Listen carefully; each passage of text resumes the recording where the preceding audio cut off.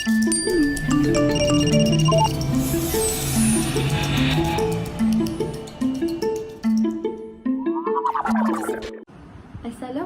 warahmatullahi wabarakatuh. Hari ini saya akan menerangkan mengenai implikasi penggunaan media sosial terhadap remaja Muslim.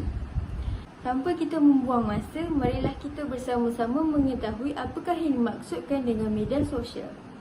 Media sosial adalah satu kumpulan aplikasi, laman web ataupun sebuah alat yang membolehkan perkongsian pelbagai kandungan seperti gambar, video, pautan dan lain-lain. Media sosial juga adalah salah satu alat untuk berhubung dengan menggunakan internet. Internet juga menjadi satu keperluan utama kepada setiap era generasi, sama ada dalam kalangan baby boomers, generasi X, Y dan Z, malah generasi Alpha dan Beta. Tanpa kita sedar, sepanjang tempoh 20 tahun ini, seharusnya tahap kefahaman, amalan dan rutin masyarakat digital harus turut berubah. Tetapi, malangnya ia serba sedikit memberikan impak yang besar dalam hidup masyarakat, terutama remaja Muslim kini. Dan sebentar lagi, kami akan kupaskan satu demi satu mengenai implikasi yang diperoleh apabila penggunaan media sosial dilakukan dengan tanpa sempadan. Jadi, kita bersama dengan rakan tugas. Terima kasih Sarah Najwa untuk pengenalan tersebut. Sekarang saya akan membahaskan tentang peratusan penggunaan sosial media di dunia. Pada masa kini, media sosial merupakan salah satu platform yang amat penting pada kita semua. Selain itu, terdapat kira-kira 4.2 bilion pengguna laman sosial aktif di seluruh dunia. Berdasarkan laporan gambaran, statistik telah menunjukkan bahawa jumlah penggunaan hampir mencecah 2 kali ganda, di mana dari 2.31 bilion pada tahun 2016 telah meningkat sebanyak 4.20 bilion pada tahun 2021. Tahukah anda bahawa laman sosial yang paling banyak digunakan adalah Facebook? Hal ini kerana Facebook telah meraih sebanyak 2.7 bilion pengguna aktif. Bukan itu sahaja, YouTube dan WhatsApp juga adalah platform media sosial yang paling banyak digunakan secara global. Berdasarkan statistik, jumlah penggunaan laman sosial akan meningkat sebanyak 4.41 bilion pada tahun 2025 akan datang kelak. Hal ini kerana pada tahun 2020, jumlah penggunaan telah melebihi sebanyak 3.6 bilion pengguna di seluruh dunia. Menurut kajian, pengguna media sosial lebih banyak wanita daripada lelaki. Buktinya adalah laman web seperti Instagram dan Snapchat telah mendapat penyertaan khalayak wanita yang lebih tinggi berbanding lelaki. Tahukah anda bahawa kedudukan negara Malaysia adalah di tangga yang ke-13 untuk purata masa penggunaan media sosial dalam sehari, di mana penggunaan adalah dari umur 16 tahun sehingga 64 tahun. Baiklah, kita teruskan lagi dengan saudari Alia Izzati bagi mengetahui apakah punca-punca penggunaan media sosial ini kepada remaja Muslim. Terdapat 5 faktor penggunaan media sosial dalam kalangan remaja. Yang pertama, pusat sosial yang interaktif. Media sosial dapat memberikan manusia berinteraksi antara satu sama lain secara langsung tanpa mengira waktu. Mempunyai paparan antarmuka yang interaktif dan menarik sehingga menyebabkan setiap pengguna untuk meluangkan masa dengan lebih banyak. Faktor yang kedua ialah mendapat hiburan secara percuma. Tekanan kos sara hidup yang tinggi menyebabkan golongan remaja hari ini lebih menghabiskan masa di media sosial dan menonton video. Fenomena penstriman video semakin mendapat perhatian dan dikatakan bakal menjadi bentuk hiburan menggantikan rancangan televisyen. Faktor yang ketiga ialah tidak mendapat perhatian keluarga. Ibu bapa hari ini sering keluar bekerja sehingga tiada masa untuk memantau anak-anak. Golongan remaja tersepit dalam masalah rumah tangga ibu bapa mereka menyebabkan mereka mencari dunia lain untuk melepaskan tekanan hidup. Faktor yang keempat ialah pengaruh rakan sebaya. Remaja hari ini cenderung untuk berjumpa dan meluangkan masa bersama rakan mereka untuk mendapatkan ketenangan dan kegembiraan. Ini menyebabkan remaja hari ini mudah terpengaruh dengan melakukan perkara yang sia-sia. Faktor yang terakhir ialah tekanan realiti hidup. Orang sekeliling terlalu suka menghakimi orang lain melalui rupa dan sebagainya. Ini telah menyebabkan remaja hari ini takut dan trauma untuk bercampur dengan masyarakat luar secara realiti. Dan remaja mengambil tindakan dengan menghabiskan banyak masa di media sosial tanpa diselubungi rasa takut. Seterusnya, kita bersama dengan saudari Khairunisa bagi membezakan kesan negatif, kesan positif yang ada jika remaja Muslim menggunakan sosial media. Di zaman yang mewah dan canggih ini, penggunaan teknologi menjadi semakin pesat. Kesan daripada penggunaan teknologi moden seperti media sosial. Persoalannya, adakah semua media sosial yang menular pada masa kini mampu memberi dampak positif kepada remaja? Menurut sisi Islam, jawapannya adalah ya, iaitu apabila ianya digunakan dengan cara dan niat yang betul. Antara kesan positif media sosial terhadap remaja Muslim adalah ianya dapat mengeratkan hubungan silaturahim. Menurut Islam, adalah wajib bagi setiap umatnya untuk mengeratkan hubungan silaturahim antara satu sama lain, sama ada dalam perhubungan jarak jauh maupun dekat. Seperti yang diketahui, penggunaan aplikasi atas talian seperti WhatsApp, Instagram dan Twitter dapat memudahkan kita menambah kenalan baru dari latar belakang yang berbeza, di samping dapat mencari kenalan lama yang mungkin telah terputus hubungan. Sebagai contoh, bagi remaja yang telah menamatkan pengajian, media sosial adalah salah satu cara bagi mereka untuk tetap berhubung walaupun berlainan negeri, malahan negara. Selain itu, menurut Islam, media sosial juga dapat membantu menambah pendapatan dalam kehidupan seharian.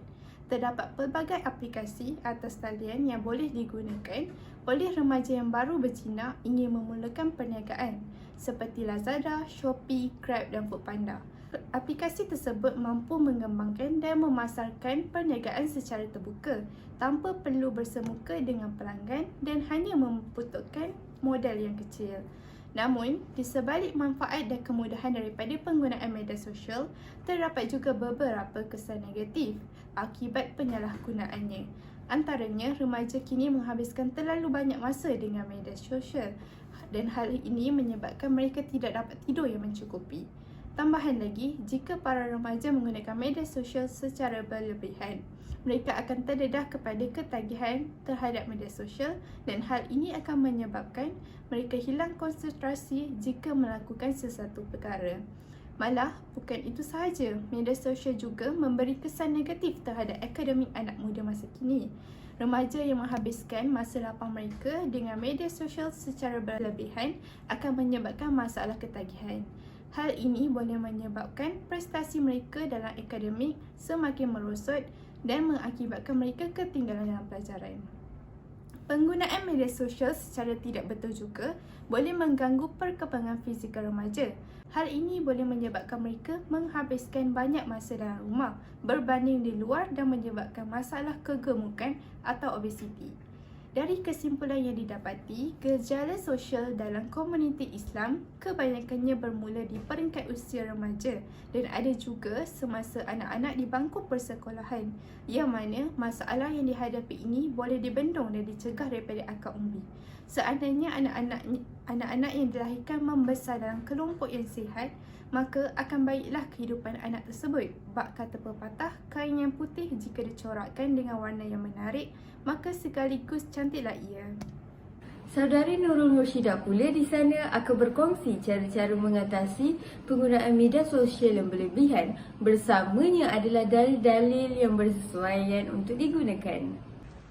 Dari perspektif saya sendiri, ramai golongan remaja menggunakan media sosial secara berlebihan yang akan memberikan impak negatif terhadap mereka. Di sini saya mahu berkongsikan 3 cara mengatasi penggunaan media sosial secara berlebihan dalam kalangan remaja Muslim. Antaranya adalah menghadkan penggunaan media sosial oleh kerana kebanyakan masa yang telah dibazirkan boleh digantikan dengan perkara yang lebih bermanfaat seperti membuat jadual waktu harian agar mereka tahu tempoh masa yang telah ditetapkan dan menggunakannya secara teratur.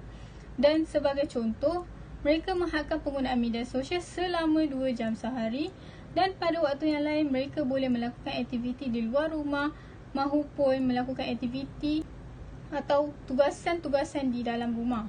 Selain itu, menggalakkan mereka dalam melakukan aktiviti bersukan. Bersukan membantukan dalam meningkatkan daya kekuatan badan, keyakinan dan keterampilan seseorang. Kerana ramai remaja sekarang kurang berkeyakinan dan tiada minat dalam bersukan atas sebab mereka terlalu taksub dengan media sosial. Semakin banyak melakukan aktiviti bersukan, semakin kuranglah tumpuan dalam aktiviti sosial. Antara contoh sukannya adalah berjoging, larian, badminton, bola sepak dan sebagainya. Yang terakhir adalah memperbanyakkan hobi.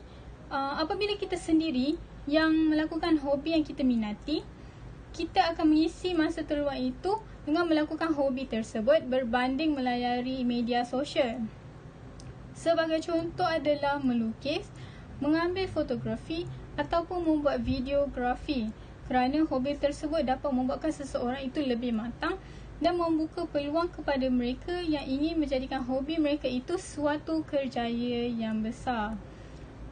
Kesimpulannya adalah janganlah kita sentiasa gunakan media sosial secara berlebihan kerana ia beri impak negatif kepada kita dan kepada minda kita dan juga kehidupan kita.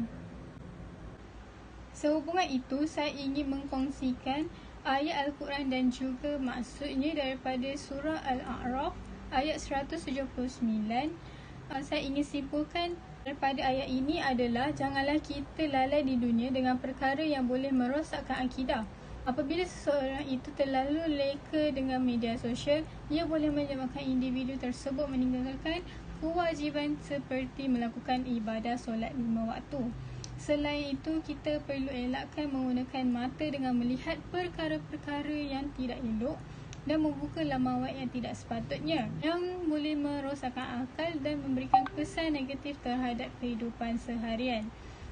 Oleh sebab itu, kita mestilah menggunakan apa yang telah diberikan olehnya dengan sebaik mungkin dan tujuan yang betul. Bersama kita lagi dengan saudari Fatih Nurhaliza. Berdasarkan perkara-perkara yang telah dibahaskan, bolehkah anda mengetengahkan berita semasa yang sedang tular akibat penggunaan media sosial terhadap remaja Muslim? Kemunculan pelbagai platform dan aplikasi media sosial pada ketika ini dilihat banyak memberi impak dalam kehidupan seharian kita. Media sosial seperti Facebook, Instagram, Twitter dan TikTok sudah menjadi medium utama penyebaran maklumat. Dalam konteks ini, kuasa tular atau viral sudah menjadi sebahagian paparan utama dalam setiap masa, di mana boleh dikatakan hampir setiap hari ada kes ataupun isu viral yang mana perkara tersebut boleh memberi kesan positif maupun negatif kepada individu yang terpabit. Justru, di sini saya ingin membahaskan berkenaan kes yang sudah tular akibat penggunaan media sosial. Antara kisah viral yang saya dapat bahaskan di sini adalah di mana dua remaja yang telah memuat naik video mereka bercumbu di hadapan kamera. Video tersebut telah direkod lalu dimuat naik oleh remaja lelaki tersebut di dalam laman sosialnya. Setelah video tersebut tular, netizen Malaysia memberi pelbagai pendapat mereka berkenaan aksi yang dilakukan dua remaja tersebut. Malah, remaja perempuan yang berada di dalam video tersebut merupakan anak kepada penyanyi terkenal di Malaysia. Punca terjadinya perkara tersebut adalah disebabkan terpengaruh dengan media massa. Ibu remaja tersebut berasa amat terkilan dan malu apabila mengetahui tentang video yang tular tersebut. Kedua ibu bapa berdoa agar anak-anak mereka belajar dari kesilapan yang dilakukan. Oleh hal demikian, remaja tersebut juga turut memohon maaf atas kesilapannya dan berjanji untuk tidak mengulanginya lagi. Perkara yang berlaku amatlah memberi pengaruh yang buruk kepada remaja lain di luar sana. Perbuatan yang dilakukan boleh diikuti oleh para remaja lain atas sebab perasaan ingin tahu. Maka, orang dewasa haruslah sentiasa pantau apa yang dilakukan anak-anak agar tidak melihat perkara yang tidak baik. Baiklah, terima kasih rakan-rakan setugas. Jadi, di sini dapat kita simpulkan bahawa media sosial penting untuk remaja pada masa kini, terutamanya kepada mereka yang berjauhan dan mereka yang masih belajar. ia telah pun menjadi salah satu media penting bagi proses pengajaran dan komunikasi interpersonal kini. Daripada semua penjelasan dan penerangan yang anda perolehi dalam video tersebut, jelas menunjukkan bahawa media sosial lebih memberikan kesan-kesan negatif kepada remaja Muslim. Lebih-lebih lagi jika pengurusan media sosial mereka lemah dan tidak terkawal. Pandangan Islam tentang ketagihan internet adalah negatif. Ini kerana salah satu matlamat utama maqasid syariah adalah menjaga akal agar tidak dirosakkan. Tambahan pula, matalah yang menjadi punca kepada segala bentuk maksiat yang ingin dilakukan. Firman Allah dalam surah An-Nur ayat 30 dan 31 yang membawa maksud supaya menjaga penglihatan, maka kehormatan diri juga dapat dijaga dengan baik. Dan jika seseorang itu asyik sangat melayari laman sosial, maka hukumnya jatuh haram kerana ia membawa kepada kerosakan akal dan minda gara-gara ketagihan. Untuk lebih faham, segala bentuk ketagihan tidak disukai Islam, termasuklah permainan video, berkongsi maklumat palsu dan menunjukkan harta-harta duniawi dengan niat untuk riak. Ia adalah salah satu bentuk penyakit yang wajib kita hindari.